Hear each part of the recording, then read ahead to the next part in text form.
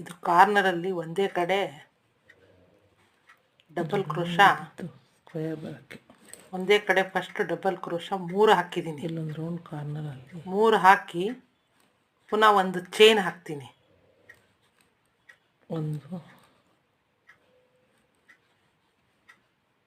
2 ಅದು ಸ್ಕ್ವೇರ್ ಬರೋಕ್ಕೆ ಆ ಥರ ಮಾಡೋದು. 3 ಡಬಲ್ ಕ್ರೋಶಾ ಹಾಕಿ ಒಂದು ಚೈನ್ ಹಾಕಿ ಒಂದು ಪುನಃ ಅದರಲ್ಲೇ 3 ಡಬಲ್ ಕ್ರೋಶಾ ಅದರಲ್ಲೇ ಹಾಕ್ತೀನಿ. ಅಲ್ಲಿಗೆ 6 ಡಬಲ್ ಕ್ರೋಶಾ ಒಂದು ಚೈನ್ ಆಯಿತು. ಹಾಗೆ ಬಂದಾಗ ಏನಾಗುತ್ತೆ, ರೌಂಡ್ ಇದ್ದಿದ್ದು ಸ್ಕ್ವೇರ್ ಆಗುತ್ತೆ ಶೇಪ್. ನಾನಿದು ಸ್ಟಾರ್ಟಿಂಗಲ್ಲಿ 3 ಚೈನ್ ಹಾಕಿ ಮೊದಲನೇ ಚೈನಲ್ಲಿ 12 ಡಬಲ್ ಕ್ರೋಶಾ ಹಾಕಿದ್ದೀನಿ. ಎರಡನೇ ಚೈನಲ್ಲಿ 24, ಆಮೇಲೆ ಮೂರನೇ ಚೈನಲ್ಲಿ 36, ನಾಲ್ಕನೇ ಚೈನಲ್ಲಿ 48 ಕ್ರೋಶಾ ಡಬಲ್ ಕ್ರೋಶಾ ಹಾಕಿದ್ದೀನಿ. ಅದು 4 ರೌಂಡ್ ಶೇಪಲ್ಲಿ ಬಂದಿತ್ತು. ಈಗಿದ್ದು ಲಾಸ್ಟ್ ರೌಂಡು ಸ್ಕ್ವೇರ್ ಬರೋಕ್ಕೆ ಕಾರ್ನರಲ್ಲಿ ಈ ಥರ ಒಂದರಲ್ಲೇ 3 ಡಬಲ್ ಕ್ರೋಶಾ, ಒಂದು ಚೈನು, 3 ಡಬಲ್ ಕ್ರೋಶಾ ಅಷ್ಟು ಹಾಕಿದ್ರೆ ಅದು ಸ್ಕ್ವೇರ್ ಆಗುತ್ತೆ. ಆ ಥರ 4 ಸೈಡ್ ಹಾಕಿದ್ದೀನಿ.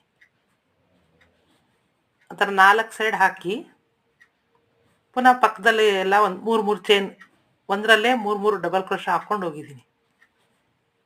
ಈ ಥರದ್ದು 6 ಮಾಡಿಕೊಂಡು ಒಂದಕ್ಕೊಂದು ಜಾಯಿಂಟ್ ಮಾಡಿ ನಾವು ಡೈನಿಂಗ್ ಟೇಬಲ್ ಮೇಲೆ ಇಡ್ಬೋದು.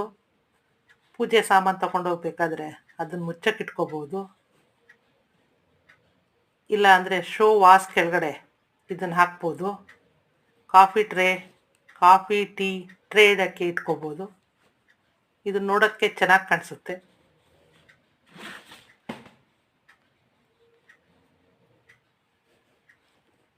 ರೌಂಡ್ದು 4 ಭಾಗ ನಾನೇ ಮಾಡಿಕೊಂಡು 4 ಕಡೆ ಆ ಥರ ಯಾರು ಡಬಲ್ ಕ್ರೋಶಾ ಹಾಕ್ಕೊಂಡು ಟರ್ನ್ ಮಾಡ್ಕೊಂಡಿದ್ದೀನಿ.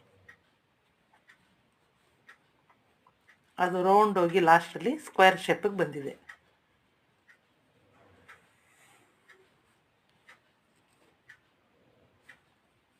ಎಲ್ಲ ಡಬಲ್ ಕ್ರೋಶಾನೇ ಸೂಜಿ ಮೇಲೆ ದಾರ ತಂದು ಅದರೊಳಗಡೆ ಹಾಕಿ 2ರಲ್ಲಿ 1, 2ರಲ್ಲಿ 1, ಪುನಃ ಸೂಜಿ ಮೇಲೆ ದಾರ,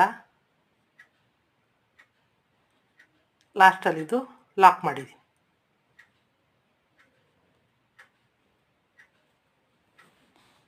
ಲಾಸ್ಟಲ್ಲಿ ಇದು ಒಂದೊಂದು ಮನೇಲಿ 3 ಹಾಕಿದ್ದೀನಿ.